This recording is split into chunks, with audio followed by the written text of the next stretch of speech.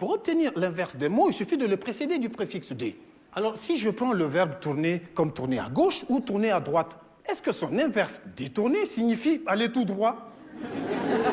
Même si je suis nigérien, maintenant, je me fais beaucoup d'amis en France, hein, tu vois. Partout où je sors, les gens, ils veulent être mes copains. Tout à l'heure, je suis descendu du TGV, et puis il y a 3 gars qui sont venus vers moi pour être mes copains. Ils sont venus, et puis ils m'ont fait « Police nationale, bonjour ». Ils ont demandé mes papiers, je les avais pas. Heureusement que j'avais mon gris-gris contre les policiers. Hein. Ah oui, il y a un gris-gris. Dès que tu le montres, les policiers te laissent passer. Vous voulez que je vous montre mon gris-gris?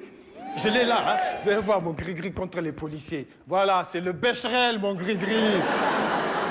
Mon frère, c'est le Becherel. Tu vois, avec la nouvelle loi d'immigration de Brice Hortefeux, là, pour avoir ta carte de séjour, il faut que tu apprennes le Becherel par cœur. Hein. Ouais. Tu vois la taille du sandwich? Hein? Maintenant, les contrôles policiers, ils se passent comme ça. Police nationale, bonjour. Je peux voir tes papiers, Mamadou? OK. Alors, à présent, tu vas me conjuguer. Au présent du futur simple, du passé composé, du plus que parfait du subjonctif, le verbe flipper sa race. Et tu flippes ta race, mon frère, hein, parce que la langue française, elle est trop compliquée. C'est pas un cadeau, la langue française. Hein. Attends, parce que dans la langue française, il y a une règle que vous connaissez tous qui dit que pour obtenir l'inverse des mots, il suffit de le précéder du préfixe « d ». Vous la connaissez, non? Tendu, détendu. Réglé, déréglé. Caféiné, décaféiné. Alors, si je prends le verbe « tourner » comme tourner à gauche ou tourner à droite, est-ce que son inverse « détourner » signifie aller tout droit? Non. Dans ce cas, mes amis, méfiez-vous quand vous êtes dans un avion qui va tout droit. Hein.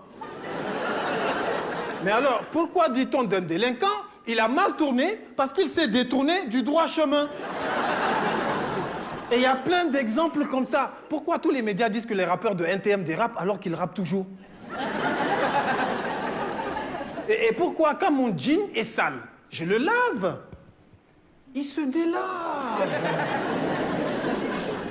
Entre nous, est-ce qu'un jean délavé est propre ou sale? En tout cas, je sais qu'il est plus cher. Hein? Hein? Et entre nous aussi, comment ça se fait que chaque année, Bob Marley sort un CD alors qu'il est décédé? C'est vrai, mon frère. Je te jure, je sais pas pourquoi. Hein? Et à propos d'argent, pourquoi c'est toujours les riches qui dépensent et les pauvres, ils y pensent? Là, c'est pour ça que je comprends très bien que quand ton patron te refuse une prime, tu déprimes. Hein? Vous riez, mais à cause de cette règle stupide, j'ai failli perdre la femme de ma vie. Hein? Bah oui, parce qu'à force d'entendre les gens dire « Ouais, je déteste les épinards !» Je déteste les étrangers. J'ai vite fait de comprendre que détester signifie ne pas aimer. Alors, quand la femme de ma vie m'a demandé ce que je ressentais pour elle, je lui dis « Mais chérie, je te teste !»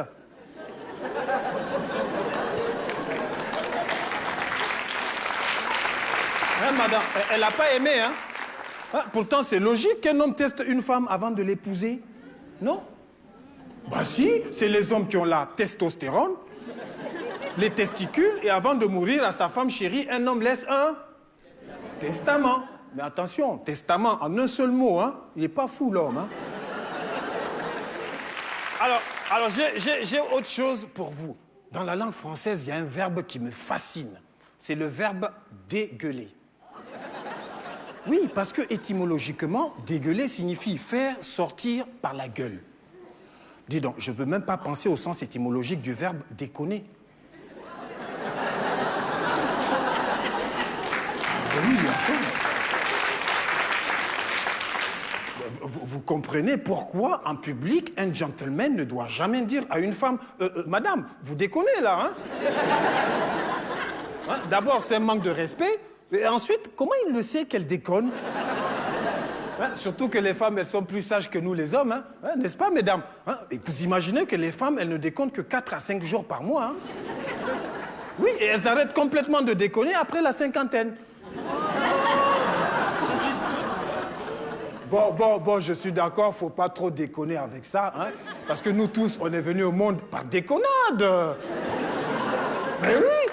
Attendez. En français, on vient au monde par déconnade grâce à une sage-femme. Donc, en français, une sage-femme est une femme qui aide les autres femmes à déconner.